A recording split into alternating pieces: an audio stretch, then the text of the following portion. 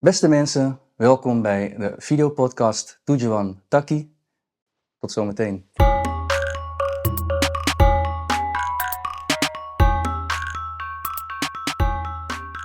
Welkom beste mensen, fijn dat jullie luisteren en kijken naar de videopodcast Tujuan Taki. In deze eerste uitzending, eerste aflevering gaan we jullie uitleggen hoe dit eigenlijk allemaal tot stand is gekomen. Hartstikke mooi dat ik dit met deze twee mooie mensen hier aan tafel mag doen. Ga dit met Davy doen en met Christa. Davy, om bij jou te beginnen. Kijk, wij kennen elkaar natuurlijk al een beetje hier zo. We hebben vaker gesproken. Maar kan jij je misschien voorstellen aan de kijkers en luisteraars thuis of in de auto of waar ze ook mogen zijn? Ja, mijn naam is dus Davy Kasmo. En ik ben theatermaker. En in 2016 heb ik ook mijn eigen gezelschap opgericht, Lusu. En daarmee maak ik dus voorstellingen. Voor mij is het heel belangrijk dat die laagdrempelig zijn en toegankelijk. Dus daarvoor kies ik ook vaak een beetje mainstream vormen. Dus ik gebruik ook bijvoorbeeld rapmuziek, R&B, maar ook visuals, beweging. Is multidisciplinair werk ik dus ook. Ja, en vaak zijn dat toch wel wat lastige thema's. Dus bijvoorbeeld mijn vorige voorstelling ging over seksueel geweld. En deze voorstelling gaat over transgenerationeel trauma wat betreft onze koloniale geschiedenis bijvoorbeeld. Duizend dagen ging daarover. Ja, dus dat is een beetje Mooi. wat ik doe. Dankjewel. Christa? Ja, mijn naam is Christa Wongsuri Kromo. Ik ben vierde generatie Javaans Surinaams. Dat betekent dat overgrootouders uit Indonesië naar Suriname zijn verplaatst. En ik ben onafhankelijk onderzoeker.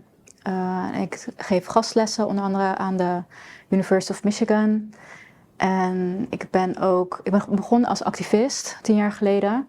En zo ben ik eigenlijk in het werkveld ingerold dat ik gastlessen ben gaan geven. En ik geef dus lezingen over het Nederlands kolonialisme. En ja, de Javaans-Surinaamse geschiedenis of Indonesië en Suriname en dat ook gecombineerd. En ik geef ook theoretische verdieping voor Lusu.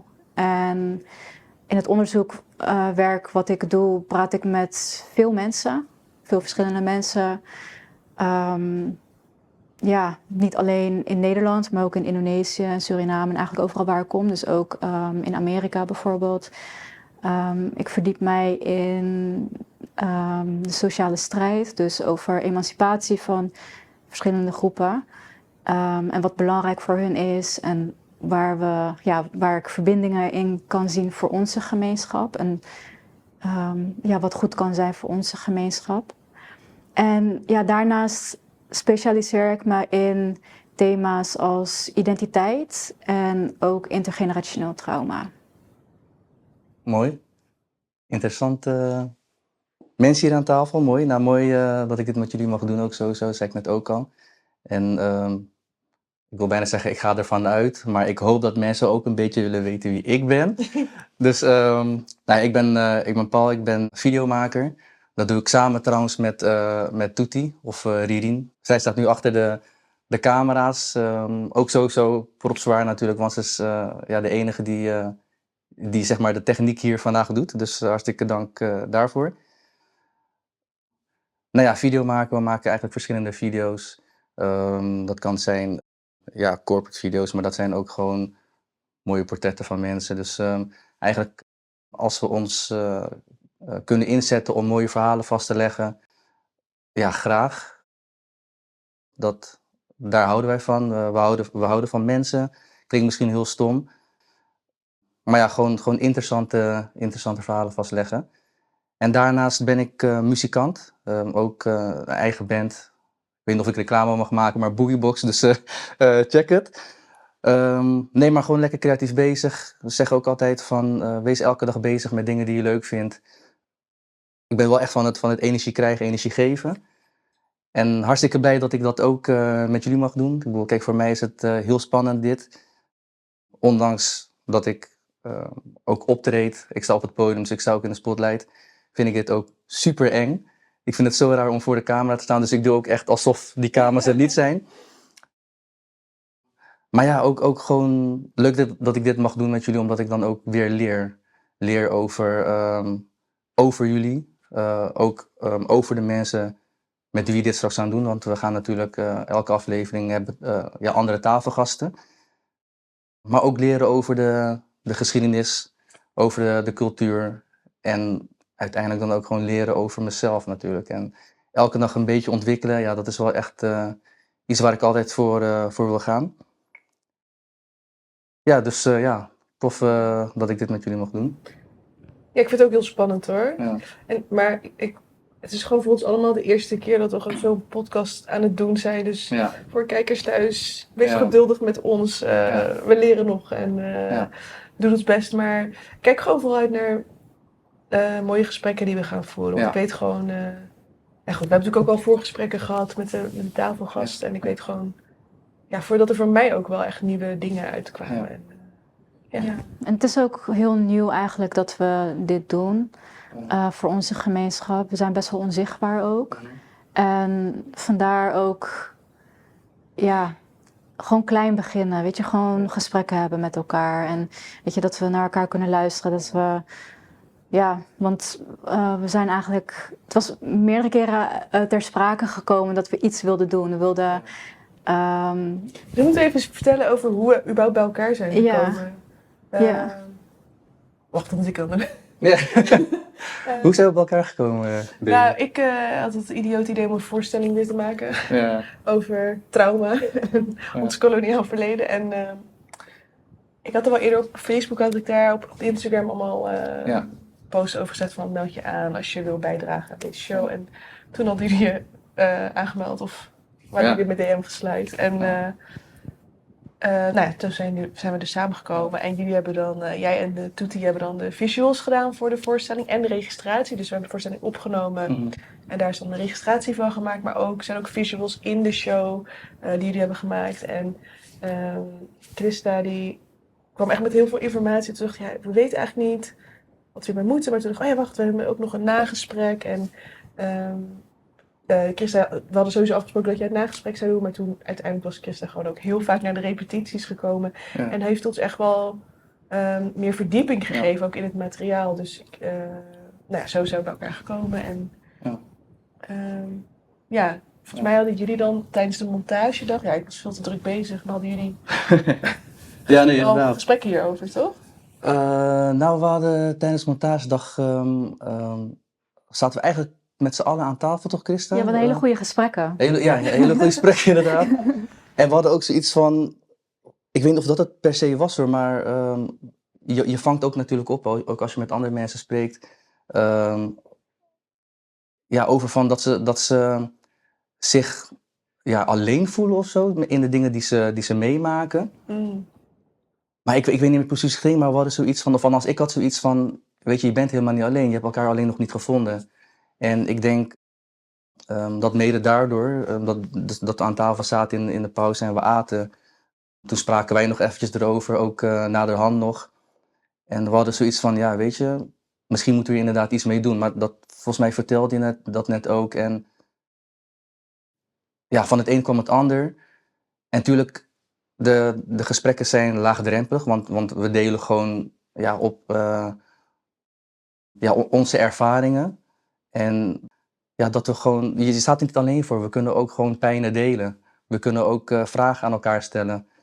En dat is dan niet alleen hier, maar middels deze videopodcast, dat we ook misschien andere geïnteresseerden kunnen aanzetten, kunnen laten bewegen tot iets wat ze misschien in eerste instantie, want daar hebben we natuurlijk ook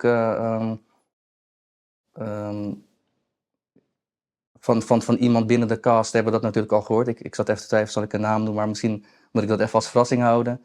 Maar dat die persoon ook zei van, ik wist helemaal niet dat ik dit miste. Weet je, en er is gewoon heel veel, weet je. Dus ik hoop dat we daarmee ook gewoon mensen kunnen bereiken natuurlijk. Mis ik trouwens nog iets van, wat willen we? Nou, ik vind het ook wel heel fijn dat we, omdat mensen ons dan vooral zeg maar kennen van de voorstelling denk ik. Dus ik denk dat mensen zo bij deze podcast komen. Om ook even te laten zien wie er achter de schermen zijn. Weet je wel? Wie zijn ook achter de schermen, niet on stage. Ja. En ook hoe bepaalde scènes, maar ook gesprekken, ook hoe dat allemaal tot stand is gekomen. Ik denk dat dat verhelderend gaat werken om te zien van hoe kom je dan tot zoiets? Hoe wordt dan, ook voor de gasten die wij dan hebben, zijn dus ook mensen uit de cast en crew. En ik denk dat het ook wel tof is om te zien van hoe zij dan bijvoorbeeld een rol hebben. Bijvoorbeeld, ik ga één naam verklappen, ja.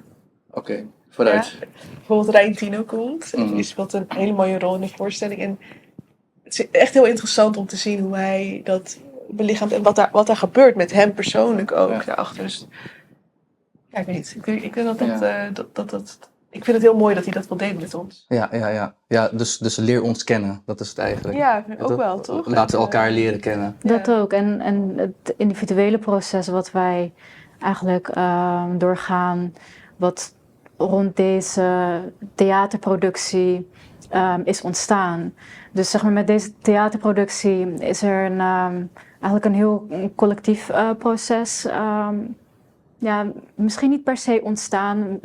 We doen er natuurlijk ook een bijdrage aan. Er zijn ook andere groepen Javaanse Surinamers die ook hard werk doen. En deze voorstelling is er ook onderdeel van het proces. Van het collectieve proces. Maar omdat wij elkaar niet zo goed kennen en niet op deze manier zo samen zijn gekomen, is het voor ons ook een heel individueel proces. Er gebeurt ook van alles met ons. En ik heb ook echt gezien, bijvoorbeeld we hebben nu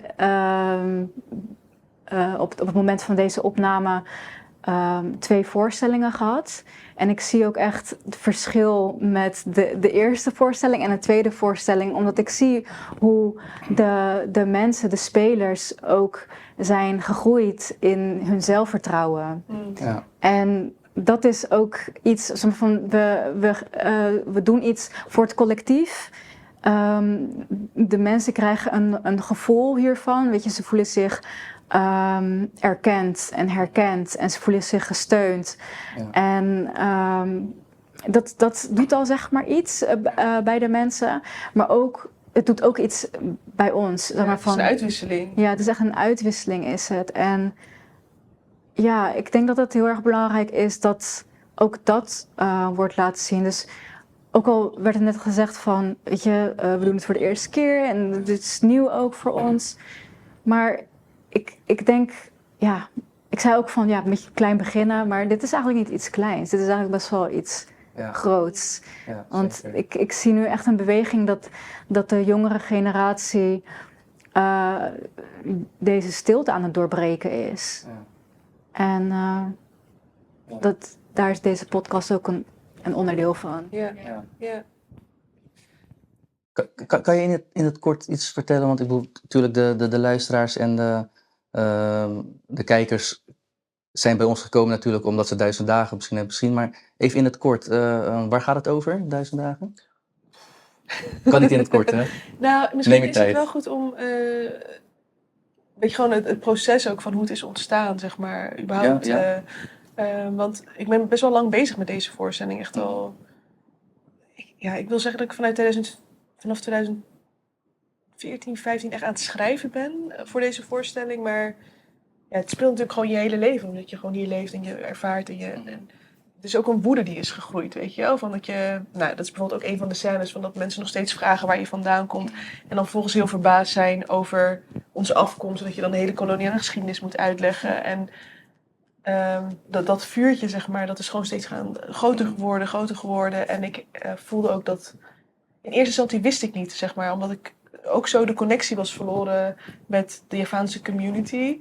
Of dit überhaupt speelde. En of mensen dit wilden horen. En ik dacht, ik ga maar gewoon zo'n Facebook post doen. En we gaan maar proberen zo'n voorstelling te maken. En uiteindelijk kwam dat dus wel. En kwamen er mensen ook... melden zich ook aan voor de voorstelling. En zijn we ook ervaringen gaan delen met elkaar. En op basis daarvan heb ik ook nog meer materiaal geschreven. Maar het gaat dus eigenlijk over wat het koloniaal verleden van onze voorouders ook nu nog met ons doet. Dus er zit ook wel, er zijn dus verschillende lijnen in, ook wel een stuk van onze voorouders, maar wat dat nu nog met ons doet. En dat is een beetje kort gezegd. Dus dan volgen we ook een gezin en de moeder is net overleden, dus daar komt er van alles naar boven doordat de moeder is overleden. En ja, dat. Ja. Dus het kort, mis ik iets? Ik denk het niet. Waar ik wel benieuwd naar ben, want het proces is voor jou natuurlijk al echt wel een tijdje terug begonnen. Maar wat doet het met jou nu je dit echt hebt gerealiseerd? Ik ben sowieso echt heel dankbaar voor hoe het is ontvangen. Want we zijn dus nu... we gaan nu nog 1 keer spelen. We hebben 3 keer gespeeld en alle 3 de voorstellingen zijn heel snel uitverkocht. Onze laatste voorstelling was binnen 48 uur uitverkocht. En toen zijn we verplaatst naar de grote zaal. Ja. En die was ook uitverkocht. Dus ja, dat doet me echt heel veel. Ik waardeer dat echt enorm. En dat het dus aanslaat. Dus dat wat we doen dus blijkbaar impact maakt op mensen. Dus ook de reacties te zien. Maar wat mij persoonlijk doet, is dat ik het ook wel echt intens vind. Dat ik ook wel... want ik denk dat de verwarring ook is dat ik ook die persoon ben on stage. Dus ik wil dat het ook wel goed is dat ik dat ook wel hier ook laat zien. Maar ik ben eigenlijk ook gewoon heel bang. Ja. Ik zeg dat ook in de voorstelling, maar ik ben echt heel bang. Nou, Christa weet het nu. Ja, gisteren hadden we de tweede voorstelling. Ja. Ik zat in de coulissen en ik zag inderdaad. Dus waar. Ja, en ik zeg maar, op het moment dat ik op het podium stap, dan is het gewoon pap. En dan doe ik een batik. Dan ben ik heel iemand anders en dan kom ik er weer en dan is het... Ja. Ik dacht van, Het komt goed, zeg maar het is wel...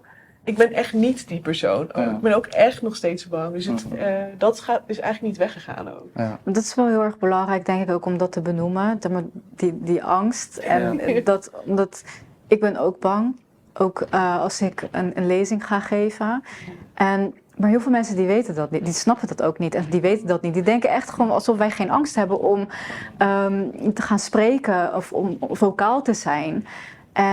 Maar ja, we hebben wel die angst. En het is ook je moet onderwerpen. Je moet je ook niet door angst laten tegenhouden.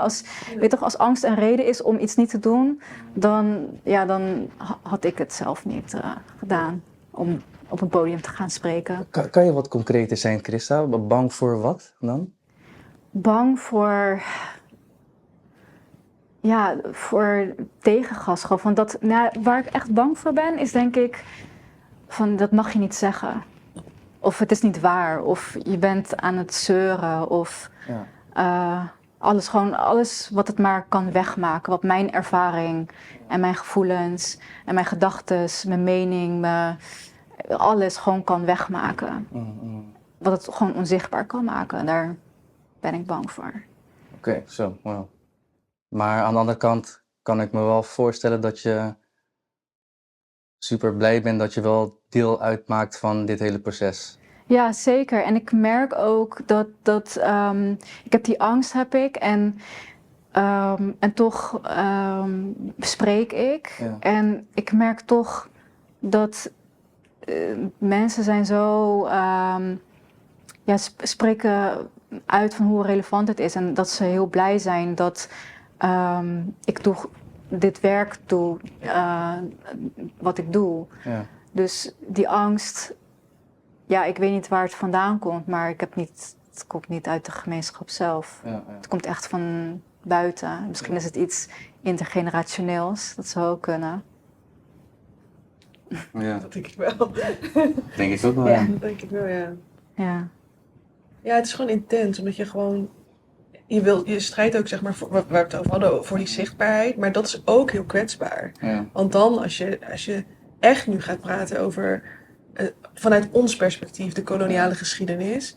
Ja, dan fuck de Gouden Eeuw. Is geen fucking Gouden Eeuw. Fuck jou, joh, met je VOC, weet je wel. Maar ja... dan ga je ook heel veel dingen die Nederland heeft geromantiseerd uit de koloniale tijd kapot maken. Ja, en dat is eng gewoon. Dat je dat doet, dat je daar... Ja, gewoon echt tegen het huidige narratief. Van wat als standaard wordt gezien, dat maak je kapot. Maar dat maak je kapot met je eigen familieverhaal. Met je eigen identiteit. Gewoon je bestaan. En je zegt, ik besta. Ja. Ik besta, dit is mijn afkomst. En dan dit is mijn verhaal, dit is mijn familieverhaal. Ja. En dit is... dat is eigenlijk zo vijandig tegen echt het huidige narratief. Ja. En daarom dat het ook zo agressief ook voelt. Van, als wij niet mogen zeggen wat onze ervaringen zijn of wat onze verhalen zijn. Ja. Ja. Ja. Ik vind dit ook wel eng hoor. Ja. Maar dit is niet live, dus nu ben ik niet bang dat dan ineens... De kans is heel klein dat er nu Ja. iemand hier binnenkomt en ons wil stoppen of zo. Maar ja, weet ik veel. Maar dus je kunt natuurlijk wel comments achterlaten Ja. of zo. Ja, Tuurlijk. Of het nou live is of niet. Ik bedoel, Daarom die huiskamer-vibes toch ook. Ja. Nou, ik vind het altijd wel belangrijk, weet je, van wat we ook doen. En dat is met wie ik ook samenwerk, weet je. Altijd zorgen voor een comfortabele werksfeer. ja. Als je comfortabel bent, dan kan je eigenlijk jezelf zijn. En wat daar dan omheen gebeurt, of daarbuiten gebeurt, ja, dat zien we dan wel. Maar het begint dus hier. Ja. En inderdaad, daarom ook gewoon deze huiselijke sfeer. Dus dat ja, draagt zeker bij. En hopelijk ook bij de tafelgasten. Maar ja, dat bang, ik maakte net wel een grapje. Nou, eigenlijk is het geen grap. En ik val even stil omdat er net een grapje maakte van ja, Paul is grappig, maar dat ben ik dus helemaal niet. Of althans, dat mogen jullie zelf beoordelen. Nee, maar van dat ik liever achter de camera sta dan ervoor. Ja. Maar bang is ook anders inderdaad. Want ja, weet je, met dit wat we doen kunnen we ook gewoon ja, vrienden verliezen. Misschien zelfs familie verliezen. Terwijl familie misschien zelf ja, dezelfde geschiedenis heeft. Maar inderdaad, ja, speel dan niet de slachtoffer. Of je kan beter stil zijn, want we leven hier in een land waarbij je beter niks kan zeggen. Want dat zit ook in ons ja, cultuur, dat krijgen we ook mee. Van, erger nog, ik heb wel eens van iemand gehoord dat zeg maar de moeder of de schoonmoeder tegen die persoon zei van... Ja, weet je, zeg maar niks, want we zijn hier te gast. Ja. Weet je, dat soort dingen. En dat doet dan best wel pijn. Maar goed, dat zal waarschijnlijk ook wel meegegeven worden. Of meegegeven zijn door opa's en oma's die echt vanuit... Maar ook witte Indonesië. mensen, Ja, zeg maar maar je wordt zo Nederlanders. behandeld. Ja. Sorry? Je wordt behandeld als gast. Ja, Want als precies. iemand steeds dreigt om je paspoort af te Ja. pakken, dan ben je gewoon, je hoor je hier niet thuis, weet je wel? Klopt. En dan, dat, dus eigenlijk echt racisten die zeggen Ja. dat. Maar dan gaan we dat ook bij elkaar eigenlijk doen. En dan doen we dat wel op een meer een bezorgde manier. Ja, beschermende. Maar het wordt eigenlijk wel hetzelfde gezegd. Blijf binnen de paden lopen, Ja. want anders Het is gaan... veiliger. Ja. Ja. Dus dat maakt het voor ons eigenlijk nog moeilijker. Ja. En we hebben natuurlijk ja, Indonesië, Suriname, Nederland. Dus dat nog verwarrender van wie zijn we dan? En als we dan inderdaad niet kunnen uiten waar we mee zitten, ja, wat blijft er dan over? Ja, precies. Weet je? Dus mensen kennen ons ook eigenlijk helemaal niet. En het ding is, het is ook schijnveiligheid om binnen die paden te Ja. lopen. Want daar ga je nog steeds die agressie meemaken. Ja. Ja. Ja, ik denk niet dat je veilig bent als je niks zegt. Ja, Nee, ja, dan je bestaat gewoon niet. ja Nee. precies. Nee.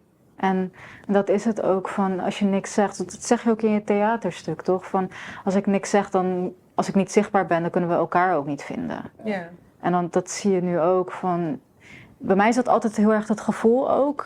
Van weet je, ik wil meer betekenen en zo. Alleen, ik vind het moeilijk om de gemeenschap te vinden hier. En ook dat jij zei van, ja, ik wil dit stuk wil ik gaan maken. Alleen ik weet niet of mensen überhaupt dit willen. Ik dacht ook, misschien sta ik wel gewoon op een kratje te schreeuwen en mensen denken, het is gewoon gek, weet je wel. Ja. Ja, dan sta ik daar. Ik had ook wel van, nou, we gaan nu maar een aanvraag doen voor maar 4 voorstellingen. Want je moet natuurlijk een beetje wel een aantal hebben. Heel bescheiden, 4. En dan, het kan, we doen allemaal kleine zalen. Ja, misschien komen er maar 4 mensen per keer. En dat zijn dan, waarvan 2 mijn ouders zijn. Ja, dat is goed. Dan hebben we, zo bereken ik het bijna. Ja, Zo klein heb ik Ja. het gemaakt. Maar zo, maar zo klein is het dus niet. ja. Nee, en nu is het ook wel echt dat ik denk, oh ja, wij spelen de voorstelling en die voorstelling geven we echt aan het publiek, zeg maar. Dus het is ook van hun, omdat we, Ja. zij gaan daar ook iets mee voelen en zij geven daar ook iets van terug. Dus Ja. ja. Wat hoop je dat ze meenemen dan? Of wat de acties zullen zijn na het gezien te hebben van de voorstelling? Nou, ik hoop eigenlijk vooral dat mensen gewoon dat het gewoon iets met ze doet. Ja. En dat maakt me eigenlijk niet uit. Ik zou het heel erg vinden als mensen de voorstelling komen en ze denken, maar leuk. Weet je wel? Of, Snap je, mwah, ja. ik hoop dat het iets met mensen Ja, doet. Dus ja. het mag ook dat mensen gewoon denken, ja, waar heeft die Ja. kut het over? Ja. Weg ermee, zij mag nooit meer een podium. Dus dat Ja. je mag ook boos zijn op Ja, mij. ja. Maar ook van, nou, dit maakt me echt verdrietig. Want Ja. ik wil helemaal niet denken aan die of weet ik veel. Of, Ja. ik vond het heel erg grappig, want dit was echt, Ja. daar herkende ik mezelf zo in. Dus ik hoop dat het iets met je doet gewoon vooral. Ja. Dus ga vooral ook in gesprek met elkaar. Ja, ook, Ja. maar ook gewoon laat je raken ook. Ja. Van, laat je hart breken, Ja. word verliefd, weet ik veel. Ja. Als het maar iets doet met je. Ja, dat hoop ik. Ja, ik kan me niet voorstellen dat het niks doet. Maar trouwens, over gesprek, ik bedoel, we geven natuurlijk ook ruimte om meteen na de voorstelling ook gewoon in gesprek te gaan. Met jou, Christa, maar ook gewoon met de rest van de cast, weet je. Dus Ja. ja, die ruimte geven ook. Maar dat is ook omdat je dat wilt bereiken natuurlijk. Het is niet voor niks dat dat onderdeel is van het programma. Ja, je wilt ook lijkt die mij. connectie met elkaar Ja. natuurlijk. Zeg maar die connectie die wij nu als cast en crew met elkaar hebben Ja. gevonden. Ik gun dat gewoon onze gemeenschap die Ja. dat een beetje aan het verliezen was. Ja. Maar ook nu volgens mij een soort van reset heeft van nee, we hebben elkaar nodig. Ja.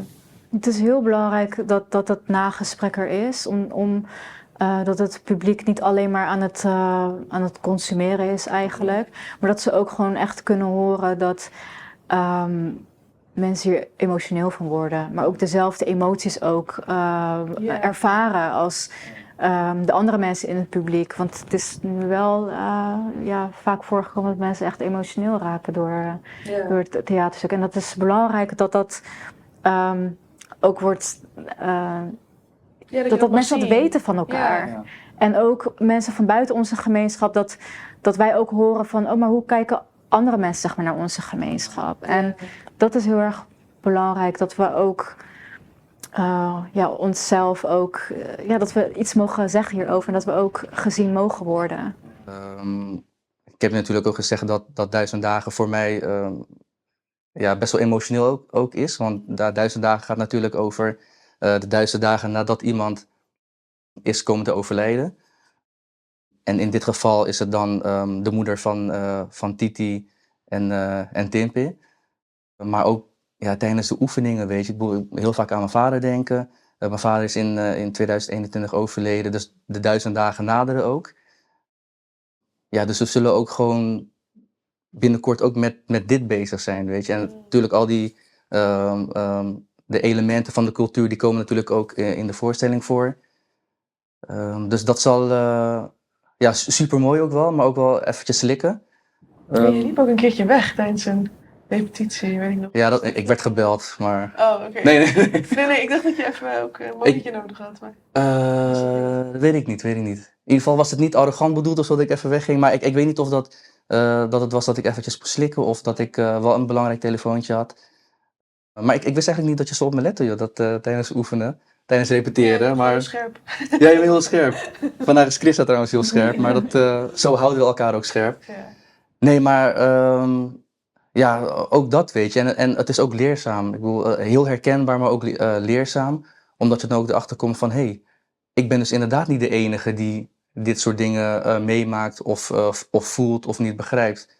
En je kan het gooien op racisme, onwetendheid. Ik weet het even niet, want het moet ergens vandaan komen. Maar inderdaad, dat stukje van Timpi, wat je net ook zei, van ja, maar waar kom je echt vandaan? Weet je, en dat je dan helemaal moet uitleggen van oké, hoe? En ja, ik kom uit Suriname, maar je bent helemaal niet zwart en je hebt geen kroeshaar. Ja, dat soort dingen. En als je klein bent, dan, of althans ik dan, als ik voor mezelf spreek, ja, sta daar niet echt heel erg bij stil of zo.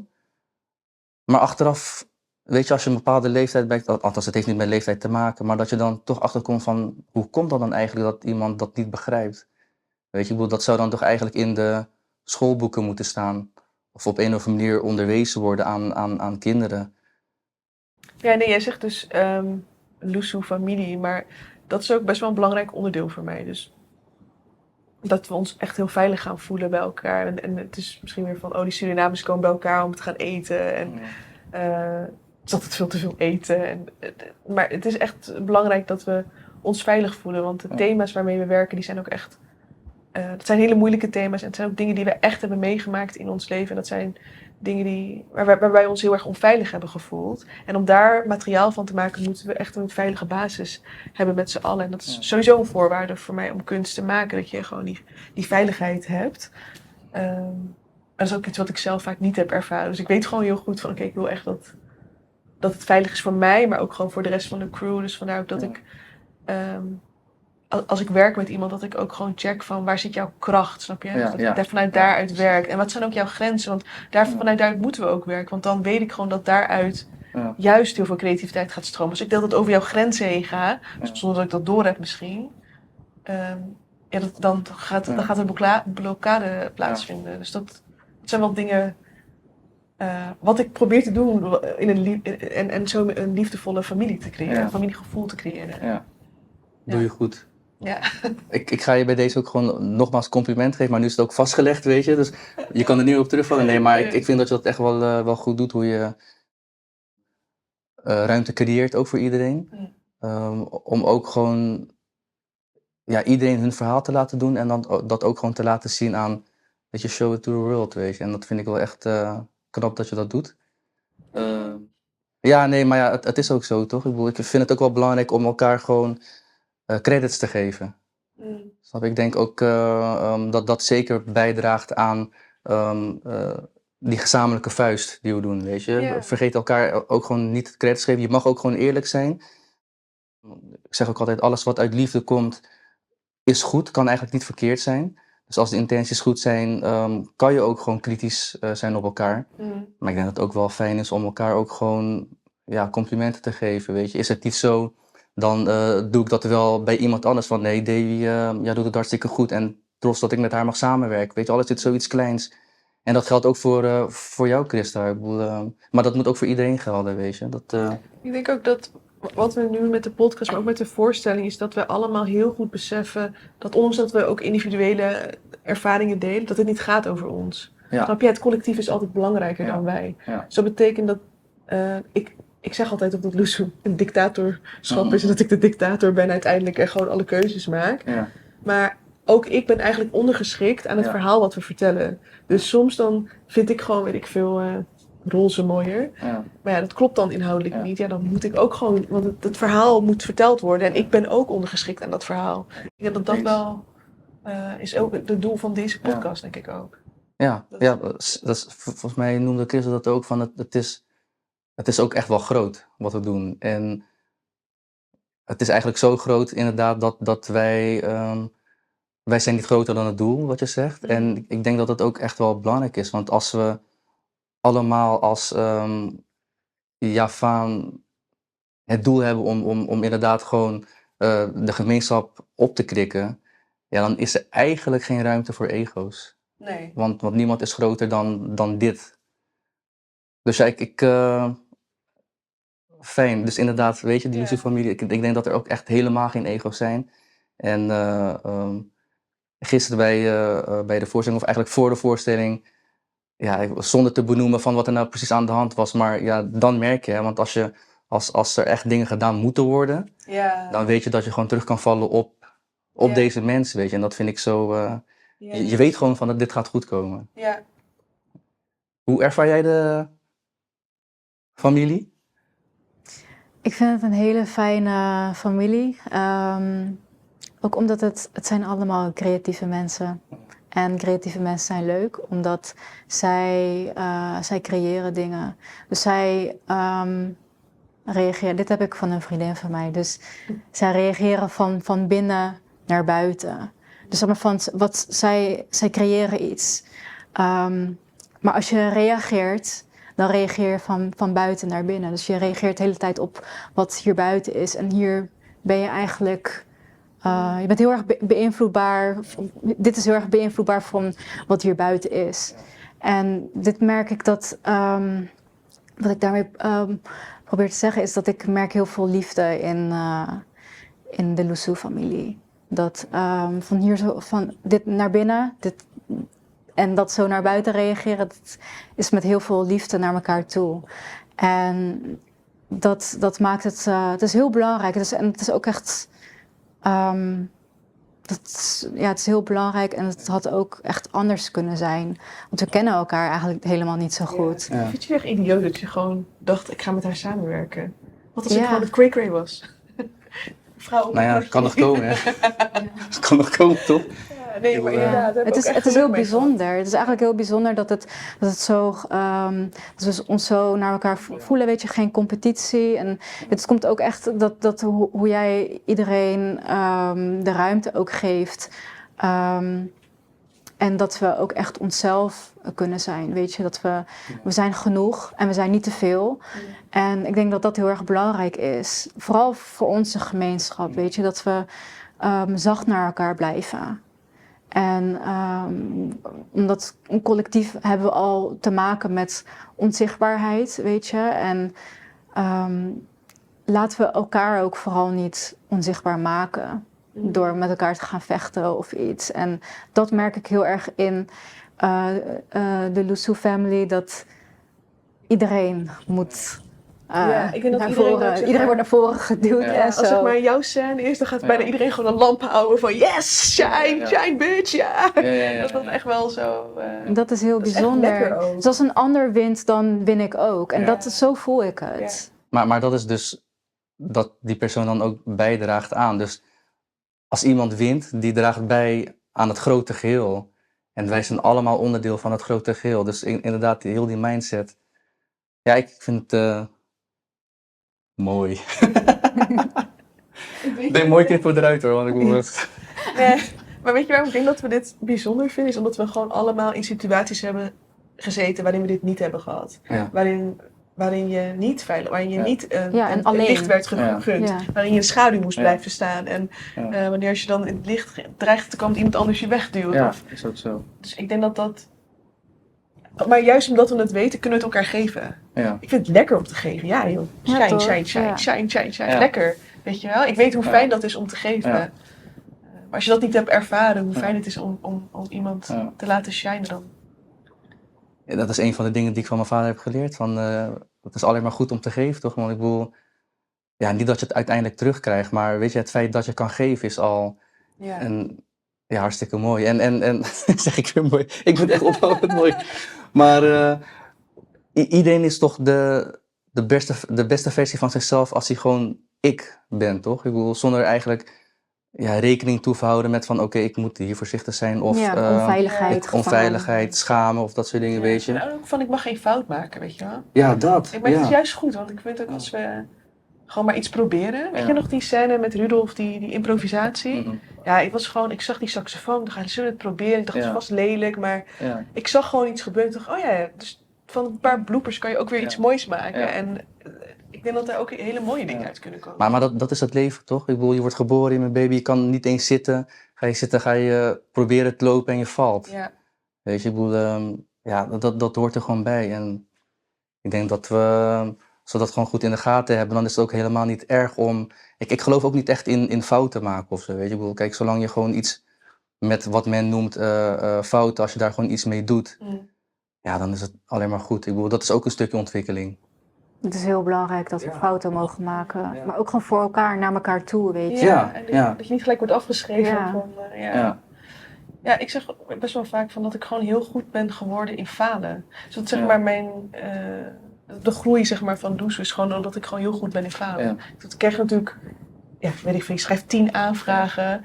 Maar ja, mensen zien niet dat dan de helft daarvan is afgewezen. Maar Ja. het zijn wel 5 klappen voor mij. Ja. Maar de volgende keer heb ik 6 aanvragen. Ja. Succes, weet je wel. Dus dan ben ik net iets beter gefaald. Ja. Dan heb ik maar 4 keer gefaald. Ja. Zeg maar. Dus ik denk dat Dat het wel was echt een... Ja, maar dat is ook goed, anders ken je niet. Ja. Davy, de naam van de videopodcast. Ja. Tujuan Taki. Ja. Geen idee waarom je lacht. En jij lacht ook, maar heb ik iets gemist of zo? Ja, we hebben het veranderd natuurlijk door mij. Oh, oké. Is dat zo weer? Oké. Nee, maar vertel. Wat, ja, Tujuan Taki. Voor de mensen Ja. die het niet weten. We waren op zoek naar een naam die gewoon past bij wat we willen vertellen. Dat is best wel lastig. Maar we hebben gekozen voor een combinatie van een Indonesische en een Surinaamse naam. Dat denk ik heel goed omschrijft wie we zijn. En Tujuan betekent bestemming, maar het is ook de reis Vul me even aan. Klopt dit wat ik zeg? Ja, Tujuan kan betekenen doel. En een doel kan ook een bestemming zijn, maar het kan ook een letterlijke bestemming zijn. Je gaat ergens naartoe. En het, vooral voor ons, voor de Javaans-Surinaamse gemeenschappen, is het een gelaagde woord. Omdat wij hebben een geschiedenis waarin er veel wordt gereisd. En we zijn nog steeds aan het reizen. Dus het begon niet alleen toen we van Indonesië naar Suriname gingen. En van Suriname naar Nederland. En nu hier in Nederland zijn we ook een reis aan het maken. We zijn een reis aan het maken naar onszelf. De dingen die we zijn verloren, we zijn daar naar op zoek. Weet je, we zijn op zoek naar elkaar. En dus of Tujuan, dat betekent eigenlijk bestemming. Dus wat is jouw bestemming? Dus voor iedereen is het iets anders. Kan het anders. Was Suriname onze bestemming? Of is Nederland onze bestemming? Of is Indonesië onze bestemming? Dat is voor iedereen heel anders. En voor de volledigheid? Taki? Taki? Taki. Hey. Taki, ja, precies. Hoe vertaal je dit? Gesprek? Verhaal? Ja. Ja. Dus Simpel eigenlijk, toch? Ja, en dat is dan Surinaams. Dus dat het toch ook wel onderdeel is van ons. Ja, zeker. Ja, dat het ook... Suriname ligt gewoon ook een groot deel van wat ons heeft gebouwd. Ja. Oké. Ja. Voordat we deze aflevering gaan eindigen, Christa, wil jij nog iets kwijt aan ons of aan de kijkers, luisteraars? Nee, ik ben eigenlijk heel erg enthousiast om hier onderdeel van uit te maken en om dit samen met jullie te maken. En ik kijk echt uit naar nog meer producties. Ja, je vindt het mooi, hè? Ja, ik vind het heel mooi. Davy? Ja, nee, sluit ik me bij aan. Ik denk dat het is gewoon fijn om dit soort gesprekken te voeren, want dat heb ik niet heel vaak. Ja. Of dat heb ik heel lang niet gehad. En ik vind het gewoon heel fijn dat we dit kunnen delen als gemeenschap. En, en dat we ook een beetje gewoon een kijkje kunnen geven in de Lusu family. Van, dat mensen ook, dat ze ook het gevoel hebben dat ze aan tafel zitten hier met de familie. Heb ik ook. Nogmaals, tof dat ik dit met jullie mag doen. En ik hoop dat de kijkers en luisteraars het hen ook aanzet tot bewegen. Ja, dat eigenlijk. Check onze volgende aflevering ook. Ik denk dat we gaan afsluiten, toch? Yes. Ja? Nou ja, bedankt dat jullie hebben geluisterd en gekeken naar Tujuan Taki. En hopelijk tot de volgende keer. Doei! Doei! Zo moest ik eindigen. Nee, goed. Doei! Doei! Oh ja, doei! Oh, maar ik vind het zo grappig. Zo zo. Doei! Ja, doei! Doei! Ik heb... draai je nog trouwens? Goed? Ja, je draait nog. Oké. Voor de mensen thuis. Nee, want we hebben natuurlijk ook de opnames geëdit. En soms maken... kijk, we zeggen altijd, Toet en ik zijn videomakers. Dus we hebben heel veel videomateriaal wat mensen eigenlijk niet zien. En we hebben zoveel plantagemateriaal gewoon. Van jou eigenlijk nog niet, Christa. Wij? Ja, maar eigenlijk van iedereen van de cast. Dus dat dus gewoon niet tof doen, want we hebben gewoon plantagemateriaal. En we hebben gewoon ook echt wel een clip gemaakt van... Oké, oma, doei! Oké, oma, doei! En dat we dat altijd, weet je. Nee, maar nee, leuk. Oké, fijn. Fijne avond voor jullie. Ja. Ja, joh.